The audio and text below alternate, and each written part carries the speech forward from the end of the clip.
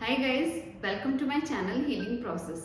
My name is Suman और मैं अपने इस चैनल पर एनर्जी से रिलेटेड, इनर वर्क प्रैक्टिसेस से रिलेटेड वीडियो शेयर करती हूँ, क्योंकि मैं बिलीव करती हूँ अगर हम हमारे ऊपर इनर वर्क करते हैं तो हम हमारे जितने भी ब्लॉकेजेस हैं उनको रिमूव कर पाते हैं। अगर इन ब्लॉकेजेस को हम हमारी बॉडी से रिमूव कर लेते हैं तो we will be like the complete clear cylinder, और इस सिलेंडर में से हमेशा एनर्जी सर्कुलेट हो पाती है। अगर ये एनर्जी सर्कुलेट हो पाती है तो we can attract abundance and manifestations any time. तो आज मैं आपके साथ इस वीडियो में शेयर करूंगी कॉन्फिडेंस एल्गोरिदम। क्या होता है कॉन्फिडेंस एल्गोरिदम, और नेक्स्ट वीडियो में मैं आपके साथ शेयर करूंगी कैसे हम अपने कॉन्फिडेंस को बढ़ा सकते हैं। तो चलिए स्टार्ट करते हैं। मैं एवोल्यूशन को बहुत डीपली स्टडी कर चुकी हूँ, तो हर चीज़ एवोल्यूशन से या एनर्जी से ही रिलेट करती हूँ, क्योंकि बहुत इंटरेस्टिंग लगता है और डीप डाउन जो कॉन्सेप्ट है हम उनको बहुत आसानी से समझ सकते हैं। तो इवोल्यूशन के टाइम क्या था कि बहुत सारी छोटी छोटी ट्राइब्स थी, और ये हर एक ट्राइब में 15-16 इस तरीके से मेंबर्स थी।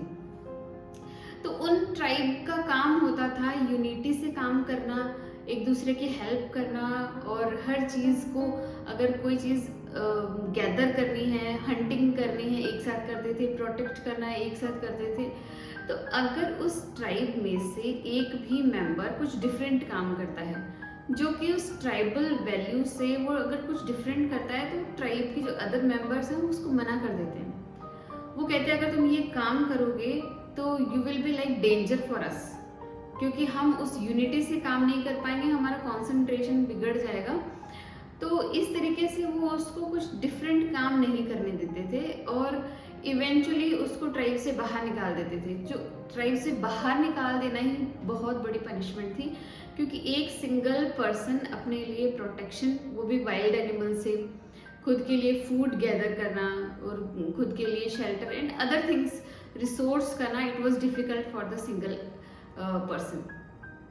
तो एक तरीके से अगर वो ट्राइब से डिफरेंटली कुछ काम करते हैं तो it is like punishment for them and eventually they will die off. तो ऐसा ही कुछ इनग्रेन हो गया है हमारे माइंड में, क्योंकि जो हमारी एवोल्यूशन है बहुत ही स्लो पेस्ड प्रोसेस है। हजारों सालों के एवोल्यूशन से एक छोटा सा माइन्यूट सा चेंज आता था, और ये जो माइन्यूट सा चेंज है, हमारे जो जेनेटिक्स है, जो हमारे जीन्स है, उनके अंदर बहुत माइन्यूट सा चेंज कर पाया। तो देखा हजारों सालों से सिर्फ एक छोटा सा चेंज हो पाता था, लेकिन आजकल के टाइम पे क्या हो रहा है, कुछ सेंचुरीज से हमारा जो डेवलपमेंट है, जो साइंटिस्ट चीज़ों को डेवलप कर रहे हैं, नई नई चीज़ें ईजाद हो रही है, इंटरनेट हो गया, स्ट्रक्चर्स हो गए, तो ये चीज़ें बहुत ही ज़्यादा फास्ट पेस पे हो रहे हैं। इस पेस को हमारी बॉडी ने तो अडेप्ट कर लिया, लेकिन इसको हमारे जीन्स अडेप्ट नहीं कर पाए स्टिल, क्योंकि जीन्स तो तभी अडेप्ट कर पाएंगे जब ये प्रोसेस बहुत ही ज़्यादा लंबे टाइम तक चलती है, और इतने लंबे टाइम की प्रोसेस से सिर्फ माइन्यूट सा चेंज आ पाता है। तो लेकिन इन कुछ सेंचुरीज से कोई भी चेंज नहीं आ पाया हमारे जीन्स के अंदर। तो अभी भी हमारे अंदर वो एवोल्यूशन के टाइम की जो कॉन्सेप्ट्स हैं इनग्रेन्ड है, और ये जो कॉन्सेप्ट है ये इतनी जल्दी नहीं जाने वाले। जितना टाइम इस चीज़ को बनने में लगा है, उतना ही टाइम इसको डिमिनिश होने में भी लगेगा। तो still they are in our head, जो इनको रिमूव करना बहुत ही मुश्किल काम है। तो इसमें क्या होता है, जो ट्राइबल सिस्टम था जिसमें कि ट्राइब से बाहर जाना, it is like very danger. Tribal की वैल्यूज से ऑपोजिट कोई काम करना, इट वॉज लाइक डेंजर। ऐसा था कि जैसे मरने वाला काम करना था, तो ट्राइब के साथ ही रहा जाता था। लेकिन अब क्या है हमारे साथ, ये जो ट्राइबल सिस्टम वाला कॉन्सेप्ट है वो हमारे दिमाग में इनग्रेन है। There is internal audience in our mind. ये जो इंटरनल ऑडियंस क्या करते हैं, ये जो इंटरनल ऑडियंस का जो कंसेप्ट था ना, ये एक तरीके से गिफ्ट था हमारी ह्यूमैनिटी के लिए, क्योंकि अगर हम एक ट्राइब में हैं तो हम हमेशा प्रोटेक्टेड हैं। तो एक गिफ्ट था हमारे लिए कि कोई कुछ भी गलत करता है तो हमारी ट्राइब पे उसका इफेक्ट ना पड़े और वो ट्राइब सर्वाइव कर पाए। लेकिन ये जो गिफ्ट है ये अब किसी प्रॉब्लम में कैसे चेंज हो गया, I want to explain you now. क्योंकि जो ट्राइबल सिस्टम है, ये जो हमारे अंदर इंटरनल ऑडियंस है, ये क्या करती है कि हमको हर चीज़ के लिए प्री जज करती है। It is like guesstimates. कुछ भी होने से पहले वो गेस्टिमेट करने लग जाती है कि तुमको लोग कैसे जज करेंगे। सपोजिटली मैं हूँ, मुझे एक हाई एंड पार्टी में जाना है और वो पार्टी बहुत ही ज़्यादा रिच लोगों की है। अगर मैं एक नॉर्मल पर्सन हूँ, वहाँ जाऊँगी तो मुझे ड्रेसअप चाहिए, एसेसरीज चाहिए। अगर मैंने वो वेयर की तो मेरे इंटरनल ऑडियंस विल से कि तुम्हारे पास प्रॉपर चीज़ें नहीं है, तुम्हारे पास लग्जरी एक्सेसरीज नहीं है, लग्जरी आइटम नहीं है। अगर तुम वहाँ जाओगे तो will not like match to their status, तो वहाँ जाने से कोई फ़ायदा नहीं है। यू लुक वेरी अगली और यू लुक वेरी पुअर।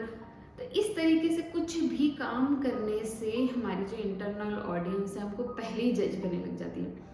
तो ये इंटरनल ऑडियंस कोई चीज़ होने से पहले गेस्टिमेट करने लग जाती है। सपोजिटली मैं वहाँ पे कैसे बात करूँगी तो मुझे लोग कैसे जज करेंगे, मैं वहाँ पे कैसे चलूँगी, मैं वहाँ पे कैसे बात करूँगी, कैसे वहाँ पे कैसे रिएक्ट करूँगी, चाहे मैं वहाँ पे अपनी बॉडी में कैसे ही बिहेव करूँ, लेकिन मुझे लोग जज करेंगे। ऐसा मेरी इंटरनल ऑडियंस मुझे बार बार कहती रहती है, क्योंकि वो जो वहाँ का वैल्यू सिस्टम है वो मेरे से डिफरेंट है। क्योंकि now I am like I can feel energetically कि मैं उतनी अमीर नहीं हूँ, मेरा स्टेटस अभी उतना नहीं है। तो इंटरनल ऑडियंस विल ऑलवेज जज, क्योंकि उनका वैल्यू सिस्टम मेरे वैल्यू सिस्टम से डिफरेंट है। इसलिए ये जो मुझे प्री जज किया जा रहा है मेरे इंटरनल ऑडियंस की वजह से, ये इसलिए हो पाता है क्योंकि जो मेरे वैल्यू सिस्टम उनसे मैच नहीं कर रहे हैं। इसलिए हमारा कॉन्फिडेंस लूज होने लग जाता है पहले ही इस प्री जजमेंट की वजह से। मैं एक और एग्जांपल आपके साथ शेयर करती हूँ। जैसे ट्राइबल सिस्टम में क्या होता है, अगर कोई विमेन है वो लॉन्ग हेयर की जगह शॉर्ट हेयर करना चाहती है, तो ट्राइब की और जो विमेन होगी वो कहेगी कि अगर तुमने हेयर चॉप किए तो तुम्हारे को कोई भी प्रोवाइडर नहीं मिलेगा, तुम्हारी मैरिज नहीं होगी और तुमको कोई प्रोटेक्ट नहीं करेगा, कोई तुमको फूड ला के नहीं देगा, तुम्हारे बच्चे नहीं होंगे, तुमको अकेले रहना पड़ेगा, तुमको ट्राइब से बाहर निकाल दिया जाएगा, इवेंचुअली यू विल डाई। तो सेम कंसेप्ट हमारे साथ भी होता है। हम कुछ भी नया करने वाले होते हैं, कुछ भी अलग करने वाले होते हैं, तो हमारी जो इंटरनल ऑडियंस हमको जज करने लग जाती है, क्योंकि हम कुछ डिफरेंट कर रहे हैं और हमको ये अंदर से पता है कि जो नॉर्मल वैल्यू सिस्टम है मैं उसके अगेंस्ट जाके ये काम कर रही हूँ। इसलिए हमको ये जजमेंट पहले से फील होने लग जाता है, क्योंकि जो हमारे हेड में जो चल रहा है वो हमें रिफ्लेक्ट होने लग जाता है धीरे धीरे। ये जो इंटरनल ऑडियंस होती है, ये मैन और वुमेन दोनों में होती है। वुमेन के अंदर ये internal audience is like inwardly directed होती है, कि जिसमें मैं अपने बॉडी में कैसा फील करती हूँ, मेरी एनर्जी कैसी है, मैं हैप्पी हूँ कि नहीं, कॉन्फिडेंट हूँ कि नहीं, थोड़ा इनवर्डली डायरेक्टेड होती है। लेकिन मेन के अंदर ये जो इंटरनल ऑडियंस है, it is all about achievement, वो अचीवमेंट पे ही बेस्ड होती है। लेकिन क्या है कि विमेन के अंदर तभी इसलिए इतनी ज़्यादा इनसिक्योरिटीज़ होती है, क्योंकि उनके जजमेंट्स बहुत ज़्यादा हैं।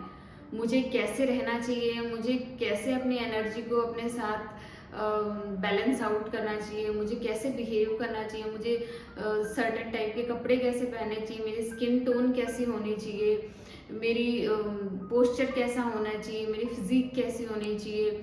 तो ये इसी टाइप के जो जजमेंट्स हैं वो हमारे अंदर ब्रूटली इनग्रेन हो गए हैं। मैं ब्रूटल इसलिए कह रही हूँ क्योंकि ये जो इंटरनल ऑडियंस है ये बहुत ही ज़्यादा ब्रूटल थी। अगर ये ब्रूटल नहीं होती तो क्या होता कि हर कोई मेंबर ट्राइब से बाहर चला जाता और ट्राइब के लिए भी बहुत ज़्यादा एक सिक्योरिटी नहीं होती एक तरीके से, और बहुत ही ज़्यादा प्रॉब्लम आ जाती ट्राइब पर।